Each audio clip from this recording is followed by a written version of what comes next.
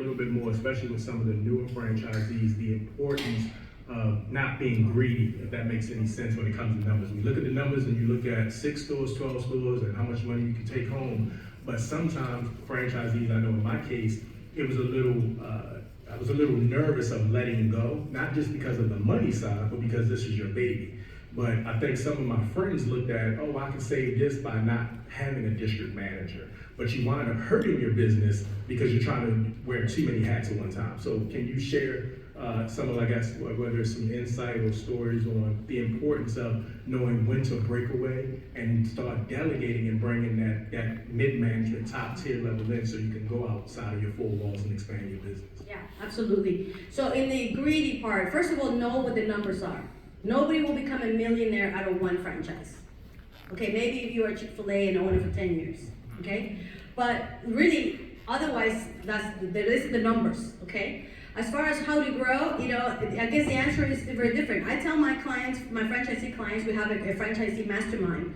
And in there, what I tell them is that if you have one unit and you're the manager, that is a very specific, clear role of responsibilities that a manager has to do.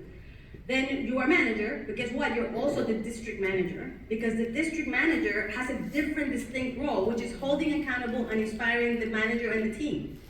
Distinct role, okay? And then you're also the owner, which is a whole other set of responsibilities. You're dealing with the bank and with maintenance and all these other things. All of those are 3 distinct roles that at the beginning, we gotta bootstrap this. It's us. I mean, that's the reality of it, right? When I started the academy, it was me.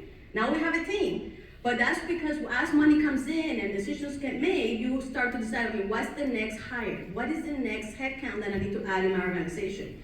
So you being in one unit, being the manager of one store and learning it and understand the intricacies of that business will help you be successful when you have 20, much more.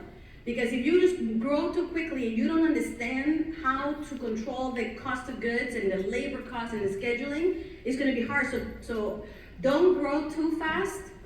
Learn the business first, how the model works, how to make the best out of it, and then you start thinking about it, right? And then being a district manager, same thing. Once you have a manager and you become a district manager, what better way for you to, in the future, lead district managers and you know what the job entails by doing it yourself? The best way that you are able to supervise someone or lead and inspire a district manager is by knowing what the job is. Otherwise, how do you understand what you're asking for? Right? So definitely, and again, the decision on when you bring the district manager is different from people. If you're gonna stay at 6 units and you're okay with keeping the district manager salary and the profits, hey, that's great. But if you wanna grow, there's a time in which not having a district manager in place of the units will actually hold you back from being able to grow. Either will hold you back and not be able to grow, or you're going to abandon your stores and have them not have a leader that supervises, inspires them, and follow on the standards the way that they need to have it. Make sense? So just as a balance, but very important to think about that. Great question. All right, thank you, Aisha. Round of applause for Aisha, please.